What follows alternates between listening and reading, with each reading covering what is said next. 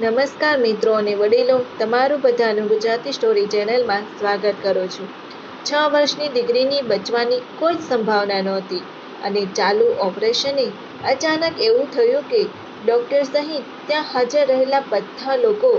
જો આ સ્ટોરી તમને પસંદ પડી હોય તો આ ચેનલને સબસ્ક્રાઇબ, લાઇક, શેર અને કમેન્ટમાં અભિપ્રાય જરૂર આપજો. બાજુમાં રહેલ બેલ આઇકનને જરૂર ઓન કરજો જેથી તમને અવનવી સ્ટોરી સાંભળવા મળે. આ ઘટના ભારતના એક ખૂબ જ વરિષ્ઠ ડૉક્ટર સાથે ઘટેલી છે અને આ કોઈ કાલ્પનિક વાર્તા નથી, સત્ય ઘટના છે જેનો ઉલ્લેખ ઘણી જગ્યાએ જોવા મળે છે. એક હૃદયરોગના વિશેષ ડૉક્ટર હતા. તેની સાથે એક દિવસે જે ઘટના બની તેનો ઉલ્લેખ અહીં કરવામાં આવ્યો છે. એક દિવસ ડૉક્ટર પાસે એક દંપતી પોતાની 6 વર્ષની દીકરીને લઈને આવ્યા. તેને કોઈ તકલીફ હોવાથી તપાસ કર્યા પછી ખબર પડી કે એ 6 વર્ષની દીકરીના હૃદયમાં રક્ત સંચાર ઘણા અંશે ઓછો થઈ ચૂક્યો છે. એટલે આ ડૉક્ટરે તેના સાથી ડૉક્ટરો સાથે પણ આ વિશે ચર્ચા કરી.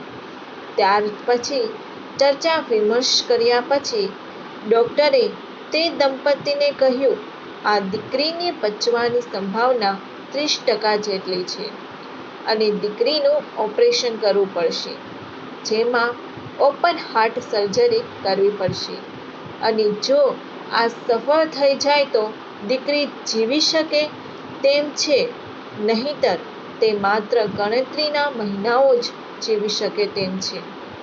માતા પિતા ભાવુક થઈ ગયા અને 6 વર્ષની દીકરીની બચવાની સંભાવના ઓછી હોય તેમજ ઓપરેશન કરવું પડે એમ હોય ત્યારે કોઈ પણ મા બાપ ભાવુક થાય એ સ્વાભાવિક બાબત છે. માતા પિતાએ ડૉક્ટરને કહ્યું, ડૉક્ટર સાહેબ, અમારી એક જ દીકરી છે. ઓપરેશન સિવાય બીજો કોઈ રસ્તો નથી. તો પછી તમે ઓપરેશનની તૈયારી કરો. ઓપરેશન થવાનું હતું તે તારીખના 5 દિવસ પહેલાં જ દીકરીને હોસ્પિટલમાં દાખલ કરવાની હતી અને ઓપરેશનના 5 દિવસ પહેલાં જ મા બાપ દીકરીને લઈને હોસ્પિટલ આવ્યાને દાખલ કરાવી.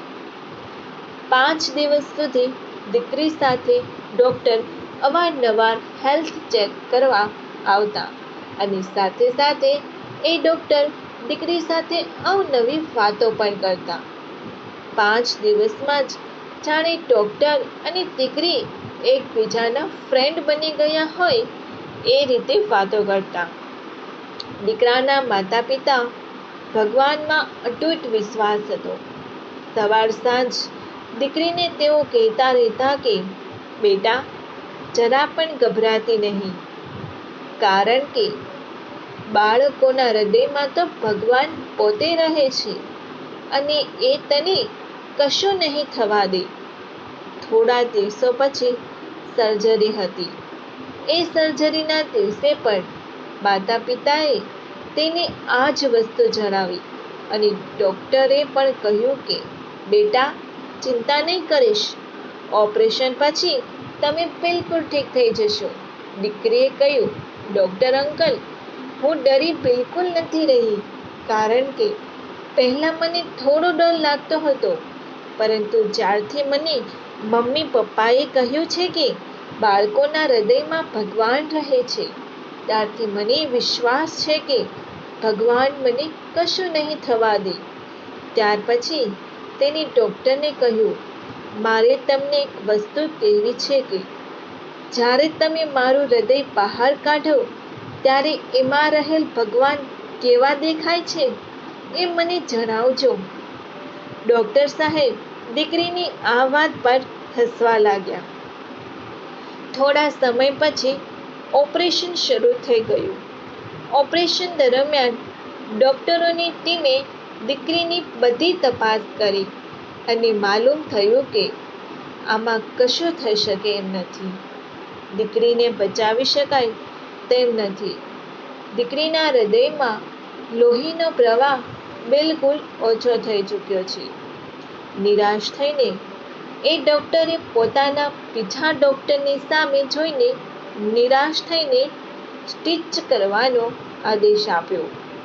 એવામાં જ ડૉક્ટરને યાદ આવ્યું કે દીકરીએ તેની છેલ્લી વખત કહ્યું હતું કે મારા હૃદયમાં ભગવાન રહે છે, અને તરત જ ડૉક્ટર લોહીવાળા હાથ એકબીજા સાથે જોડીને પ્રાર્થના કરી અને ભગવાનને કહ્યું, હે ભગવાન, મારો બધો જ અનુભવ તો આ દીકરીને બચાવવામાં અસમર્થ છે, પરંતુ જો તમે આ દીકરીના હૃદયમાં બિરાજમાન હોય તો મહેરબાની કરીને કંઈક કરો.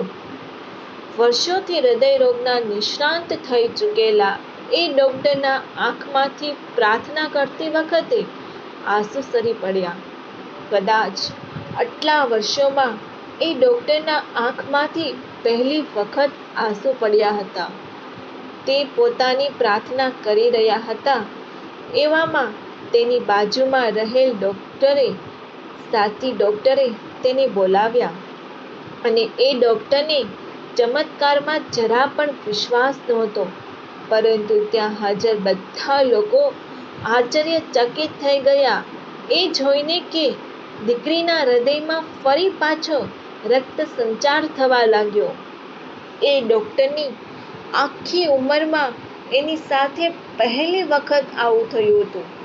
ઓપરેશન તો સફળ થઈ ગયું, પરંતુ સાથે સાથે ડૉક્ટરનું જીવન પણ પહેલાંથી બિલકુલ બદલાઈ ગયું.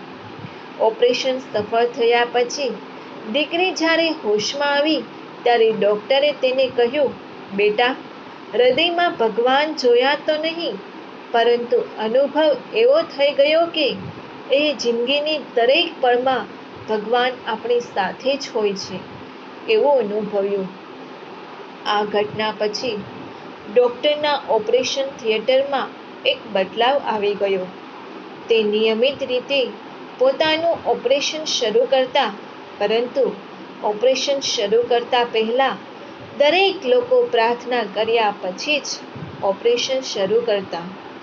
ખરેખર ભગવાનની લીલા અપરંપાર છે. જો આ સત્ય ઘટનાની સ્ટોરી તમને પસંદ પડી હોય તો દરેક લોકો જોડે શેર કરજો. આવી સ્ટોરી સાંભળવા માટે આ ચેનલને સબસ્ક્રાઇબ, લાઈક, શેર અને કમેન્ટમાં પીપાઈ જરૂર આપજો. સાંભળવા માટે તમારા બધાનો આભાર.